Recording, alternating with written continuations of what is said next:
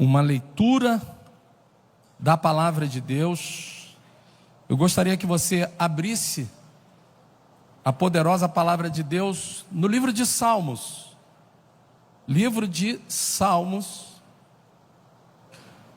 no capítulo não existe, porque Salmo não tem capítulo, mas é o Salmo 103. Salmo de número 103. Por favor.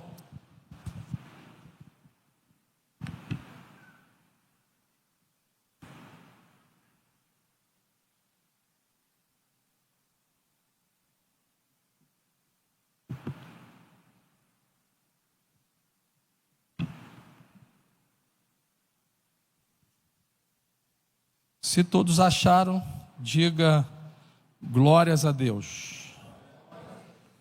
Amém. Deus é bom. Salmo 103. Só alguns segundos, deixa eu só aqui encontrar. Já projetou aqui? Eu quero falar sobre um tema muito especial. Esse tema é um tema que toca muito o meu coração, porque é algo que aconteceu na minha vida e eu preciso compartilhar algumas coisas com os irmãos. Isso, vai achando aí, no nome de Jesus. Cadê a minha filha Duda? Está por aqui? Está lá em cima? Tá. Meu tablet é novo, irmãos. E aí ele procurou a internet aqui, não achou. Eu deveria ter deixado aberto, mas não tem problema. Eu vou abrir aqui no celular a mensagem que preparei. Tenha um pouco de paciência. Como diz a nossa irmã Cíntia, seja simpático comigo e aguarde mais um pouquinho. Não é isso? Eu vou achar aqui no celular, depois a Duda vem aqui e coloca para mim na internet, vai rotear, vai fazer alguma coisa. Amém. Bom, vamos lá, vamos ler o texto. Salmo 103 diz assim: bendiga, ó Senhor, a minha alma, bendiga ao Senhor todo o meu ser, bendiga o Senhor a minha alma. Não esqueça nenhuma de suas bênçãos. É Ele que perdoa todos os seus pecados, cura todas as suas doenças. É Ele que resgata a sua vida da sepultura e coroa de bondade e compaixão, e que enche de bens a sua existência, de modo que a sua juventude se renova como a da águia. Veja bem, é Ele que perdoa, é Ele que cura, é Ele que resgata, é Ele que coroa de bondade e compaixão, é Ele que enche a nossa existência de bens, é Ele que renova as nossas forças, a nossa juventude como a da águia. Amém? Você pode se assentar louvando o nome do Senhor. Aleluia. Meus amados, eu quero falar sobre o resgate mais extraordinário. A mídia ainda não colocou o resgate mais extraordinário da história. Se a gente olhar a história da humanidade, e eu fiz uma pesquisa na internet, eu vi vários resgates extraordinários, mas eu vi dois que me chamou muita atenção, e que as características deste resgate têm muito a ver com a mensagem que vou pregar aqui. Então vou falar um pouco destes resgates, para que você entenda a complexidade que é uma operação, na verdade uma mega operação de resgate, né? Então veja bem, primeiro, antes de falar sobre estes resgates, eu preciso dizer para você o que estava passando na cabeça do salmista Davi. O salmista Davi, ele está conversando com a sua própria alma. Já viu isso? Você falando consigo mesmo? E o salmista Davi, ele vai dizer assim: olha minha alma, louve a Deus por tudo que Ele tem feito por você. E não se esqueça de tudo aquilo que Deus fez por você, ó minha alma. O que Ele está querendo dizer é o seguinte: você não pode ser ingrata ao ponto de não se lembrar de tudo aquilo que Deus fez por você. E aí eu entendo que o salmista, ele vai buscar na sua alma, ele vai buscar na sua memória de longo prazo, tudo aquilo que Deus havia feito na sua vida. E aí ele pontua algumas coisas. A primeira delas que vem à memória dele é que ele perdoa todos os nossos pecados. A alma se lembra de que ela foi perdoada. Ele também se lembra que Deus também o cura de todas as suas doenças. E ele vai falar o que eu quero dar destaque aqui. Ele vai dizer: é Ele que resgata a sua vida, da alma, a vida da alma na sepultura. Ele vai dizer também, se lembrando das bênçãos de Deus, que Deus coroa ele com bondade e misericórdia, ou compaixão. E eu fiquei imaginando, por que a bondade e a misericórdia é uma coroa? Por que a bondade e a misericórdia são uma coroa? Porque ela tem que ser colocada no lugar mais alto da sua vida. Por quê, pastor? Porque a coroa se coloca na cabeça. Se você estiver sentado, as pessoas veem sua coroa. Se você estiver de pé, a pessoa vê a sua coroa. Não tem uma pessoa que ande na rua com uma coroa na cabeça que não chame a atenção de alguém. O que é isso, pastor? O que o senhor quer aplicar na nossa vida? Eu quero dizer que a bondade do Senhor e a misericórdia dele está sobre a sua cabeça, de maneira que todas as pessoas que olharem para você vai ver que a sua coroa está na sua cabeça, a bondade de Deus está sobre você, a misericórdia de Deus está sobre você. Isso é visível, por isso está no lugar mais alto. Veja, ele diz também: é Ele que enche a minha existência de bens. Irmão, tudo que eu tenho, tudo que nós temos, pertence ao Senhor, veio do Senhor. Ele também vai dizer assim: olha, é Ele que renova as minhas forças, Ele renova a minha juventude. E eu quero me ater ao versículo 4 que diz: é Ele que resgata a sua vida da sepultura. Meus irmãos, sepultura não é lugar de vida. Ninguém que vai num cemitério vai atrás de vida. Nós vamos encontrar sepulturas lá. Nós vamos encontrar pessoas que estão colocadas ali na sepultura porque faleceram. E deixa eu lhe dizer, a causa da morte física de uma pessoa, ela na verdade, são inúmeras as causas. A pessoa pode morrer fisicamente por causa de um infarto, de um aneurisma. Ela pode morrer por conta de uma enfermidade, como muitos morreram por conta da Covid.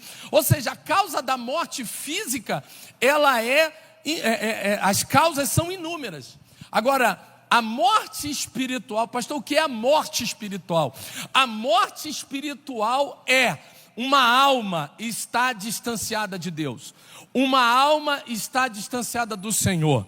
A Bíblia diz que todos pecaram e destituídos, separados foram da glória de Deus. Ou seja, a morte espiritual é quando eu e você estamos afastados do caminho do Senhor. A morte espiritual, ela se dá quando eu e você perdemos a comunhão com o nosso Senhor. Então, quando eu não tenho comunhão com Deus, então a morte, ela chega até a minha vida, a morte espiritual. E aqui ele vai falar sobre esta morte, sobre a sepultura. Ou seja, é na sepultura, um lugar de morte, diz o salmista, que o Senhor foi lá e resgatou a sua alma e deu a ela vida. Somente Cristo pode fazer isso por nós. Não existe outra pessoa que possa nos dar vida. Por que, pastor? Só Cristo pode nos dar a vida. Porque Ele entregou a vida dEle, Ele morreu a morte dEle, para que eu e você pudéssemos ter vida. Ele é o caminho, Ele é a verdade, Ele é a... Então a gente não encontra outro meio de ser salvo a não ser através de Jesus. Mas deixa eu lhe dizer, a palavra resgate, ela é muito é bem ampla. E eu procurei aqui no dicionário trazer uma definição da palavra resgate. Até agora o tema não apareceu, né? Mas vai aparecer, irmão. Tenha fé, vai aparecer um tema aqui daqui a pouco, tá bom? Bom, veja bem, resgatar é o ato de libertar mediante pagamento de certa quantia. Uma pessoa que precisa ser resgatada, na maioria das vezes, se ela estiver num cativeiro, ela precisa ser resgatada mediante pagamento de uma quantia. A gente vê isso muito nos filmes, na vida real também, a gente vê isso. Mas olha só, o resgate é o ato de libertar alguém, ou a extinção do débito em consequência do pagamento. Você tem uma promissória, você tem uma dívida, você vai lá e resgata mediante pagamento. Eu estava devendo, agora eu pago e resgato a promissória. Isso também é resgatar. Mas o resgatar aqui que eu quero falar nesta manhã é acerca de libertação. Libertar alguém que está preso. Libertar alguém significa devolver a liberdade a quem estava escravizado. Então a pessoa está escravizada e ela precisa de um resgate, ou seja, ela precisa ser liberta, ela precisa ter a sua liberdade devolvida. E quando essa pessoa está escravizada em algum lugar, ela precisa ser solta da prisão, ela precisa ser solta do cativeiro. Então a pessoa que carece de resgate é porque ela está vivendo numa prisão, ela está vivendo num cativeiro. Por isso que a Bíblia diz, e o salmista se lembra, que o nosso Senhor, Ele vai lá na sepultura e nos resgata, e nos dá vida. Por quê? Porque Ele vai nos libertar daquele cativeiro, Ele vai nos tirar daquela condição, e Ele vai nos dar a liberdade. Deixa eu lhe dizer, quando nós estamos vivendo num cativeiro, numa prisão, nós estamos com a nossa liberdade cerceada, não podemos mais sair daquele lugar. E muitas das vezes, nós não temos forças para sair do cativeiro que Satanás nos lançou.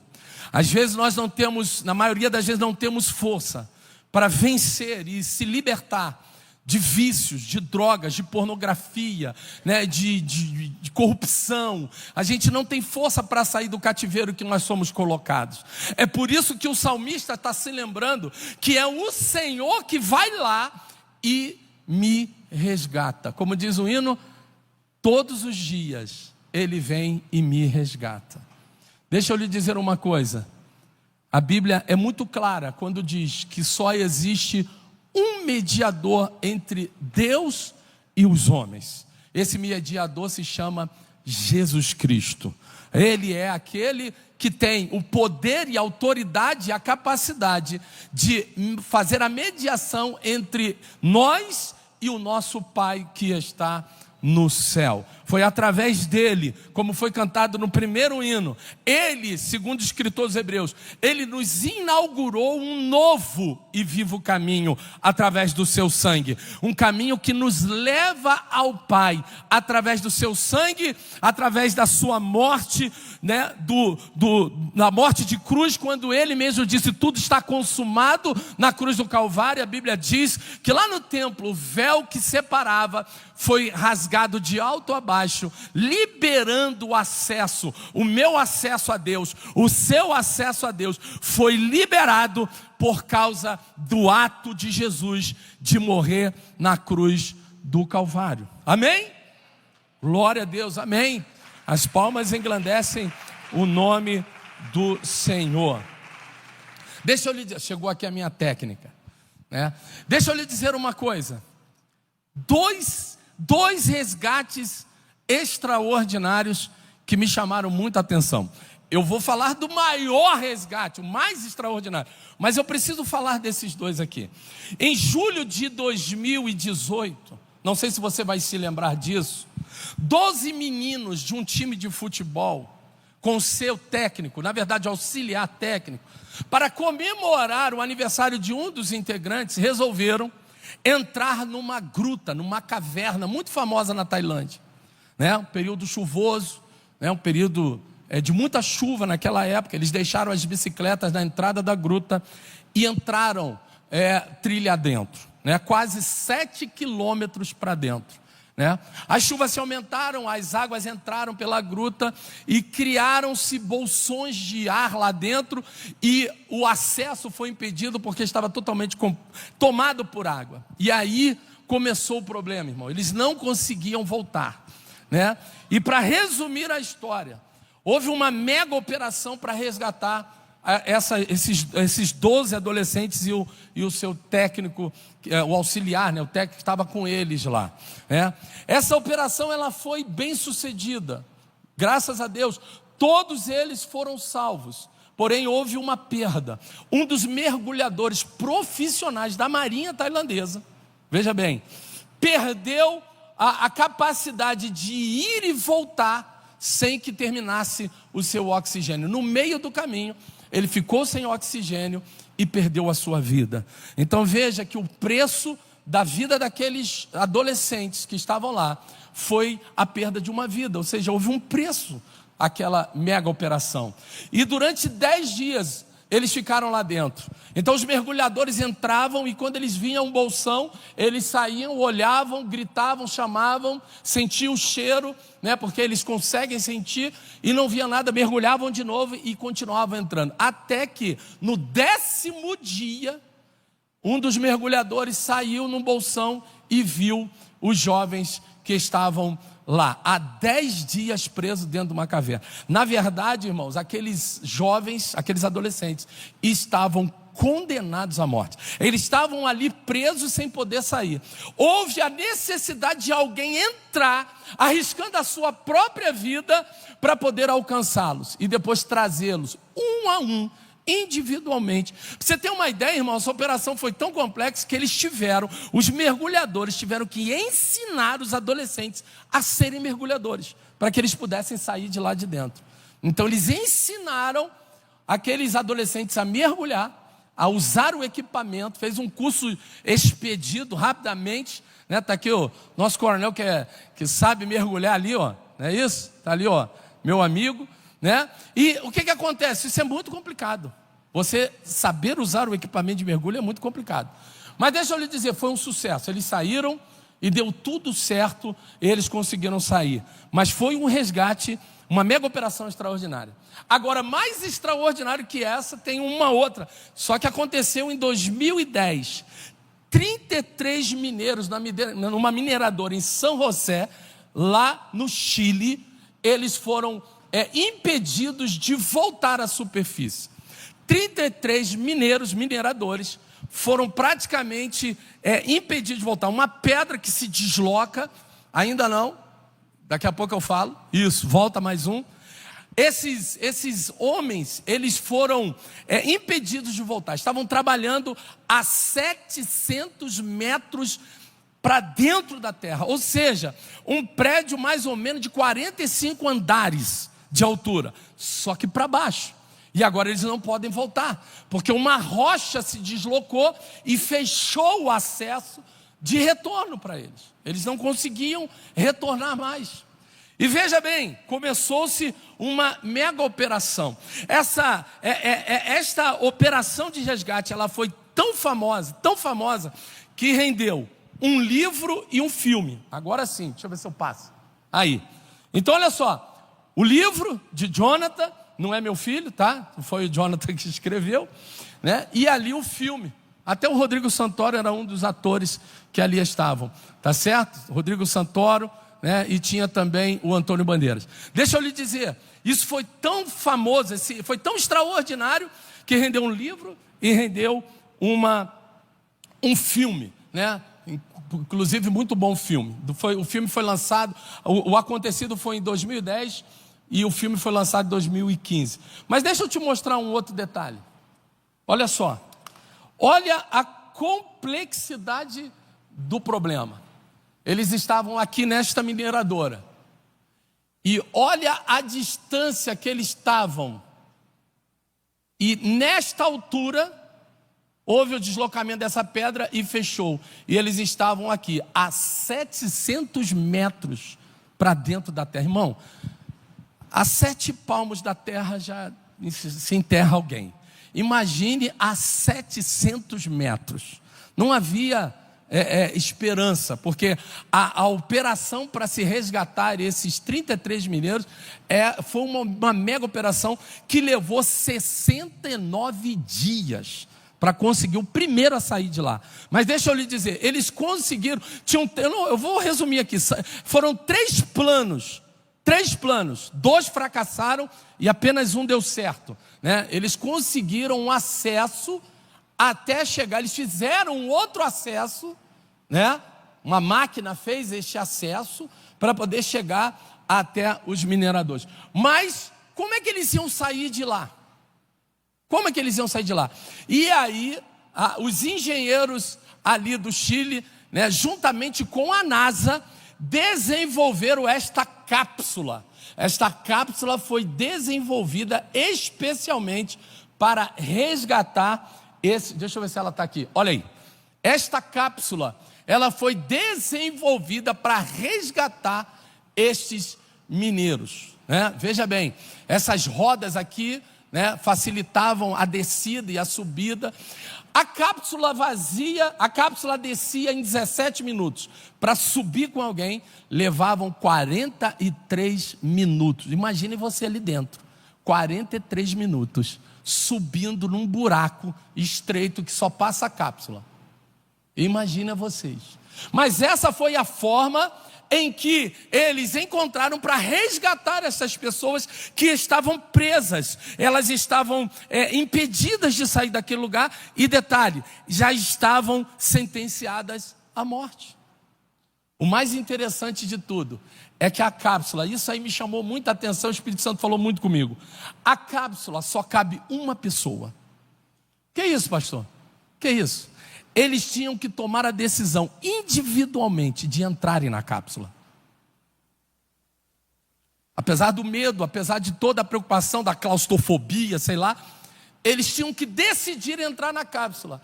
A salvação deles estava condicionada a entrar naquela cápsula. Se não entrasse naquela cápsula, eles morreriam a 700 metros dentro da terra. E aí, cada um ia ter que entrar. Agora tem um detalhe, que eu achei bem interessante também. A primeira vez que a cápsula desceu, ela desceu com uma pessoa. E eu fiquei pensando, para que uma pessoa teve que descer? Era só descer a cápsula, o pessoal abria, entrava e era içado. E aí eu fiquei prestando atenção. Aquele homem desceu na cápsula para certificar os 33 que estavam lá dentro de que dá certo, de que funciona, de que é possível. Então, quando ele lá chegou, ele orientou e foi colocando um a um naquela cápsula. E deixa eu lhe dizer, os 33 se salvaram. Os 33 saíram por esta cápsula e chegaram até, olha aí as fotos, e chegaram até a superfície. Está aqui a festa que fizeram, né, da chegada deles. Deixa eu lhe dizer uma coisa. Por que eu acho este resgate o mais extraordinário de todos? Porque a decisão era de cada um deles. E cada um deles deveria entrar na cápsula para serem libertos e serem salvos. A Bíblia vai nos dizer que nós, espiritualmente falando, não estávamos diferentes desses 33 homens presos, né, fadados à morte, né? E aí, aqui nós estamos falando de uma morte física, e eu volto a dizer acerca da morte espiritual, né? A Bíblia vai dizer que todos nós pecamos, como eu disse, Romanos 3:23, e separados fomos da glória de Deus. Ou seja, a nossa situação espiritual era de morte, nós já estávamos mortos. Mas aí Romanos, o apóstolo Paulo escrevendo na igreja de Roma vai dizer assim, porque o salário do pecado é a morte, mas o dom gratuito de Deus é a vida eterna por Cristo Jesus. Ou seja, nós só encontramos vida eterna em Jesus, porque foi assim que Deus fez. E quando eu olho para a nossa situação passada, eu me lembro do que o apóstolo Paulo escreveu à igreja em Éfeso.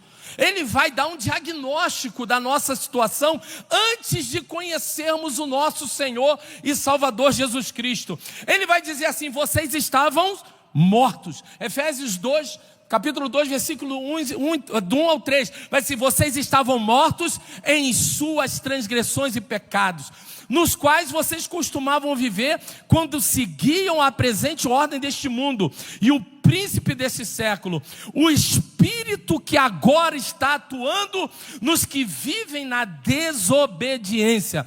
Anteriormente, todos nós também vivíamos entre eles, satisfazendo as vontades da nossa carne, seguindo os desejos e os pensamentos como os outros. Éramos por natureza merecedores da ira de Deus.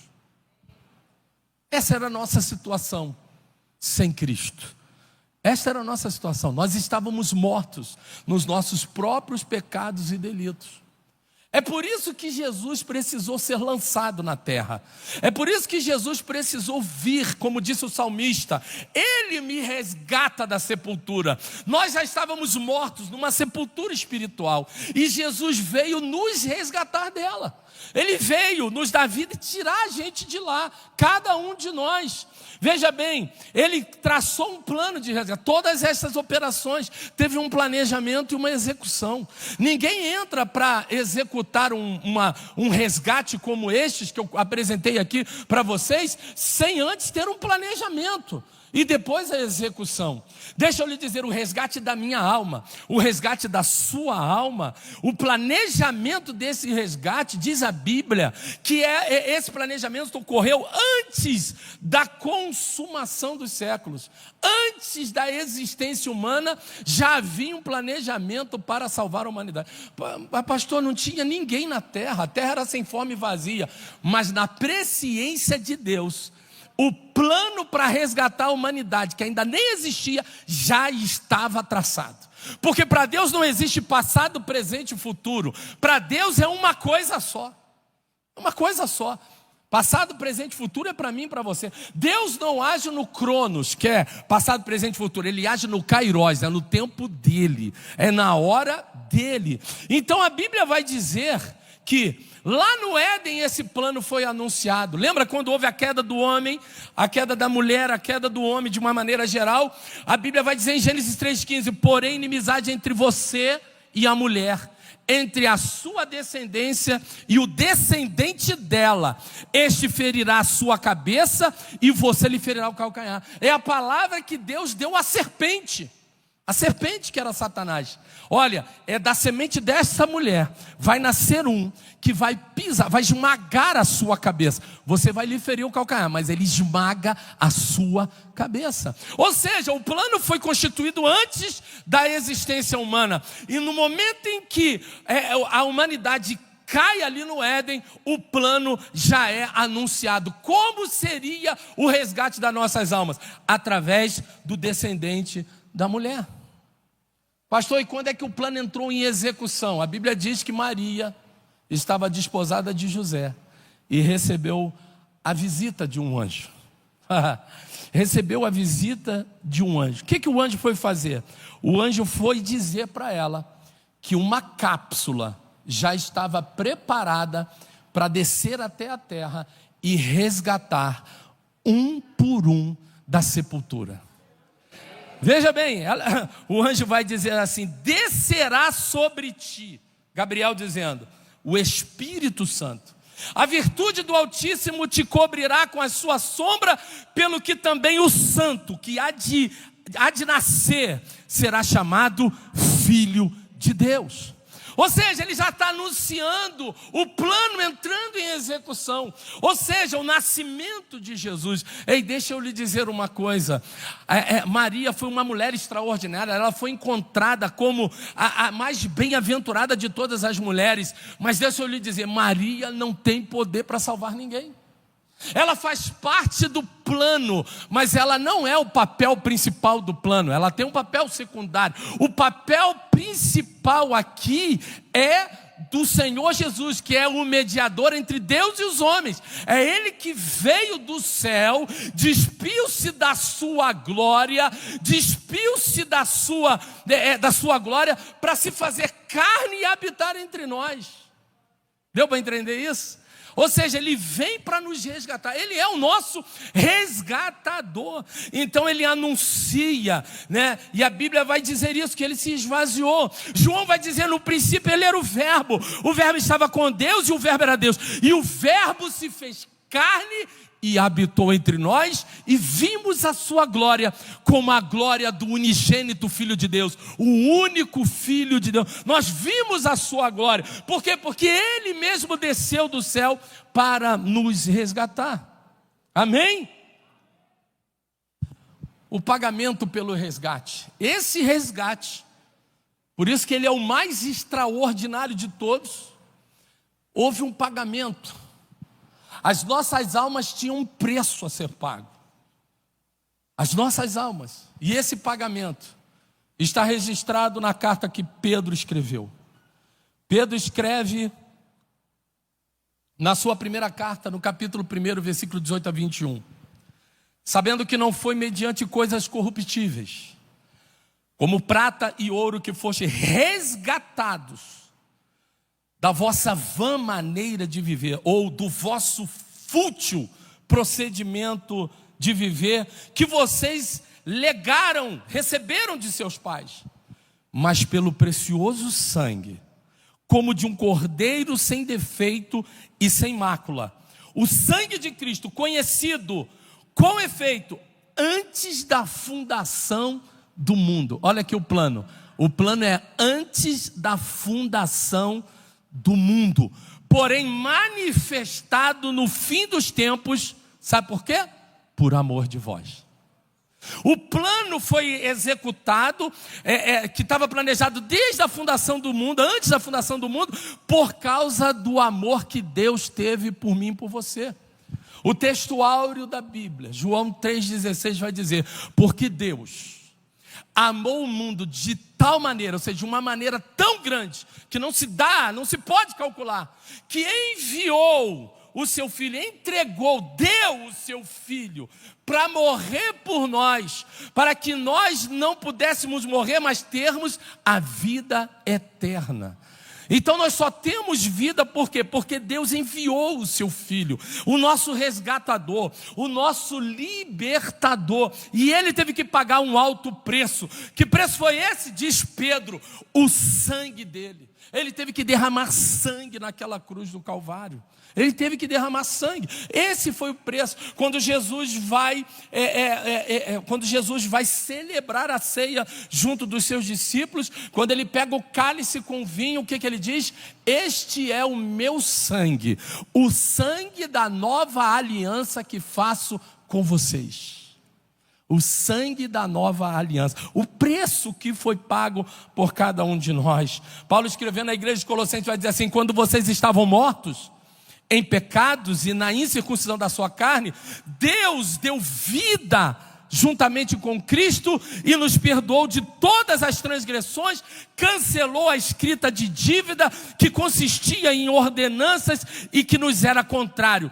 Ele a removeu, pregando-a na cruz.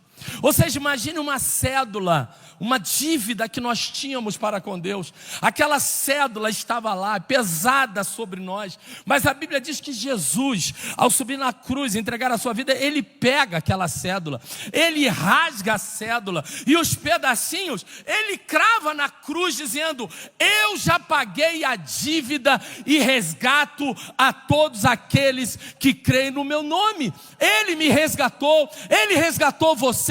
Hoje você tem vida porque Ele resgatou você da sepultura. Aleluia! Glória a Deus, que maravilhoso. E deixa eu lhe dizer uma coisa: quando eu olho essa cápsula, vou voltar. Pode voltar um pouco, não está funcionando.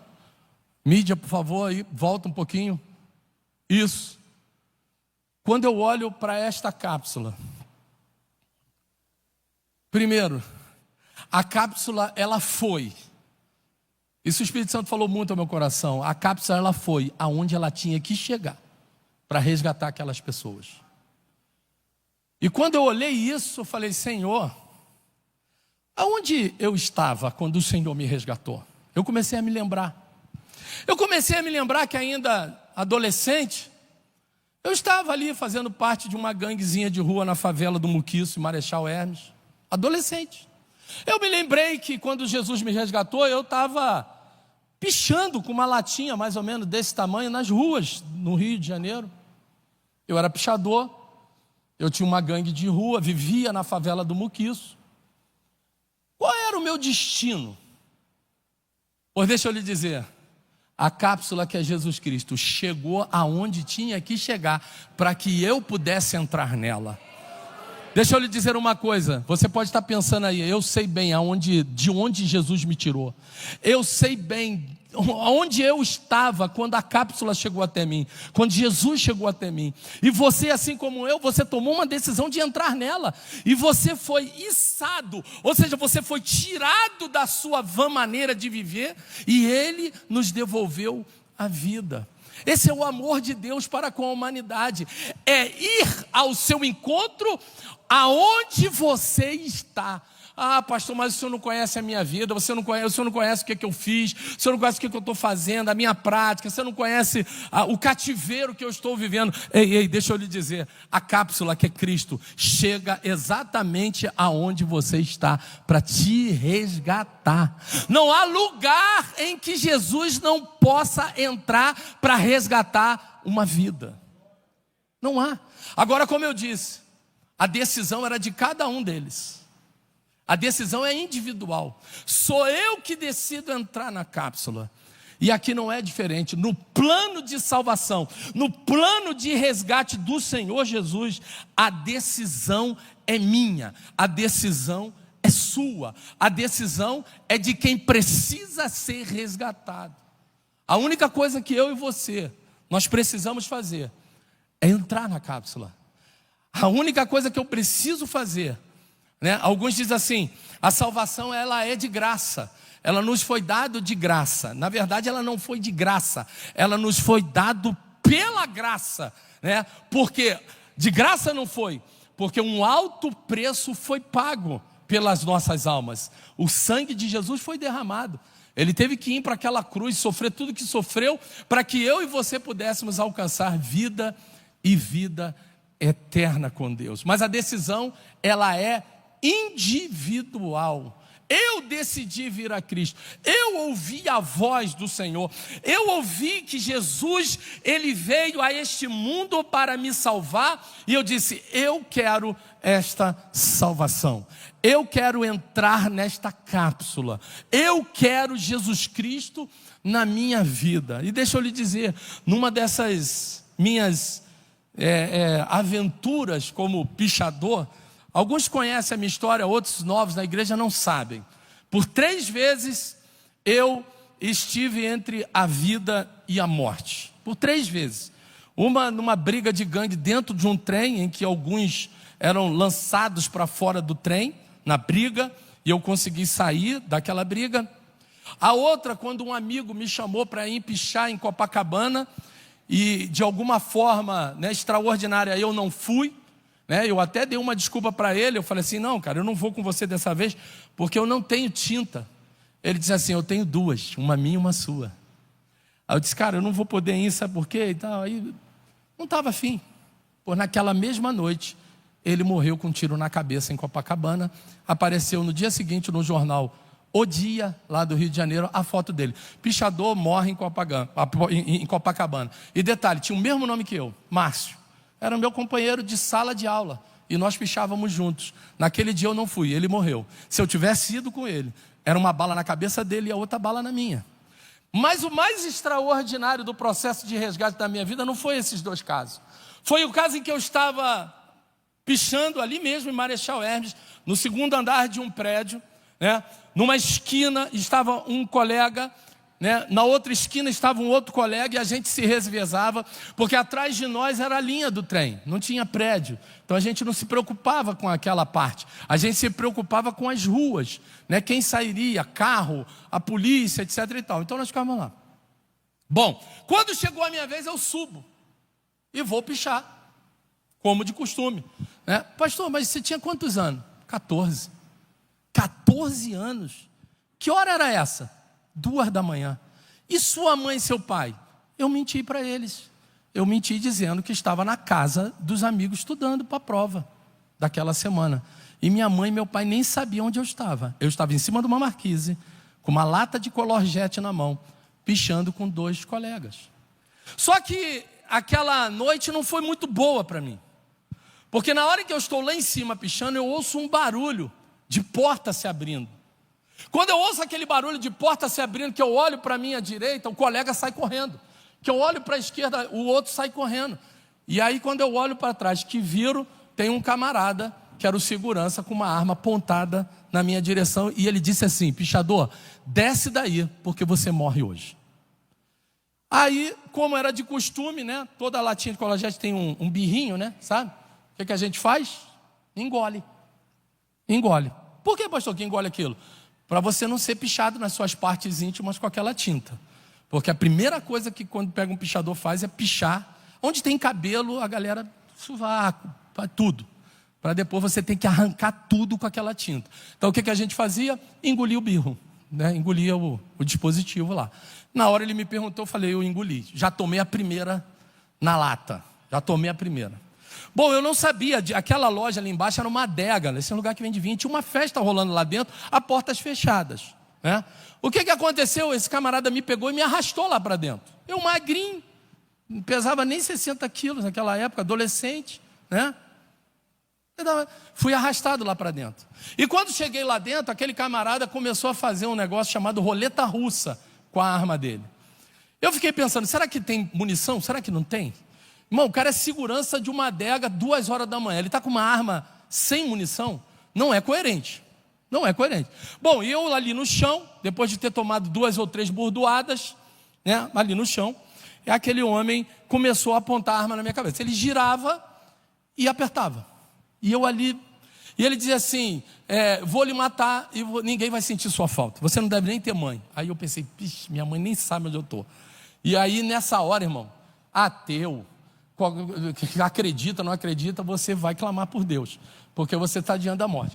Bom, eu estava ali naquela situação, muito complicada, com muito medo, né? E aquele homem dizendo que ia me matar, uma hora ou outra, a arma ia disparar.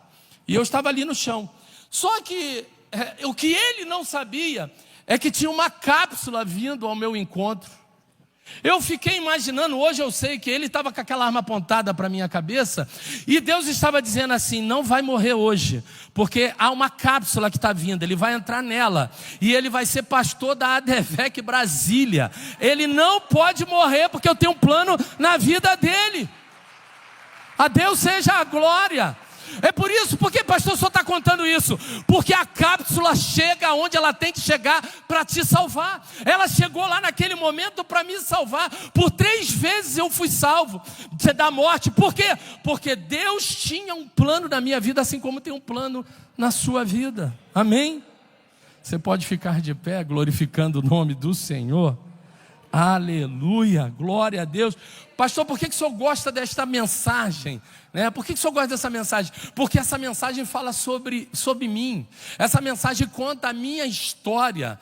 Me faz lembrar de onde eu estava, de onde eu fui tirado, de onde eu fui resgatado. Como disse o salmista, da minha vã maneira de viver, como disse o escritor, o apóstolo Paulo, mas como disse o salmista, resgatado da sepultura. Eu não sei se há aqui nessa manhã alguém que precisa de uma cápsula. Eu não sei se há alguém nessa manhã que precisa entrar nessa cápsula. Alguém que precisa aceitar a Cristo como seu Salvador. Ou retornar à casa do Pai porque se desviou de alguma maneira. Certo é que o maior resgate, o mais extraordinário resgate da história, e está contado aqui nas Escrituras Sagradas. E eu falei desse resgate para cada um de vocês. Se você está aqui nesta manhã, entendeu esta palavra, o Espírito Santo falou o seu coração, e você tem esse desejo também de entrar nessa cápsula, de entrar em Cristo, de aceitar a Cristo como seu único e suficiente Salvador, eu gostaria de orar por você, a igreja gostaria de orar por você. Se você quer aceitar a Cristo como seu único e suficiente Salvador, eu gostaria que você levantasse uma de suas mãos, para que eu pudesse ver você, para que eu possa orar por você, para Deus abençoar a sua vida. Deixa eu lhe dizer, não importa onde você está, Jesus vai aí resgatar você. Do jeito que você tiver, Ele vai te resgatar, assim como me resgatou, em nome de Jesus. Há alguém nesta manhã que quer ou voltar para Cristo, refazer aliança com o Senhor, ou abrir o seu coração e aceitar a Jesus e ser nesta manhã resgatado por Jesus nesta manhã. A salvação nesta manhã, a vida nesta manhã aqui. Jesus está neste lugar e está pronto para resgatar você. Mas como no caso daquela cápsula, individualmente, cada um daqueles mineiros tiveram que decidir entrar. A decisão não é minha, a decisão não é da igreja, a decisão é sua e somente sua. Decidir aceitar a Cristo como seu Salvador e receber a vida que Ele tem para dar para mim e para você. Se há alguém, eu vou encerrar o convite, se alguém levante a sua mão e nós vamos orar em nome de Jesus. Amém? Vamos orar. Feche os seus olhos. Obrigado, Senhor, pela Tua obra salvadora nas nossas vidas. Nós Te adoramos, louvamos, bendizemos o Teu nome, porque nós estávamos mortos nos nossos próprios delitos e pecados, mas o Senhor desceu dos céus, o Senhor se fez carne, habitou entre nós, morreu aquela morte de cruz, a morte maldita por amor de nós, derramou o seu sangue, o sangue da nova aliança, e hoje nós temos vida eterna, porque o Senhor nos resgatou, o Senhor nos libertou do cativeiro do pecado, o Senhor nos trouxe vida e vida com abundância. Por isso, nesta manhã nós Te adoramos, nós Te bendizemos, nós Te agradecemos pela Tua obra salvadora nas nossas vidas. Te pedimos, Senhor, vai conosco agora ali no evangelismo no Eixão. Que muitas pessoas possam ser da mesma forma resgatadas ali naquele lugar. Senhor, pessoas que estão ali, ó Deus amado, ó Senhor, andando por aquela avenida, ó Deus amado, precisando de um resgate, precisando, Senhor amado, de uma palavra, precisando, Senhor amado, do Teu amor, e nós estaremos ali, Senhor amado, falando do Teu amor, falando, Senhor amado, da Tua salvação. Tu és o único caminho, a verdade e a vida. Senhor, e o Senhor tem perdão para aquelas pessoas.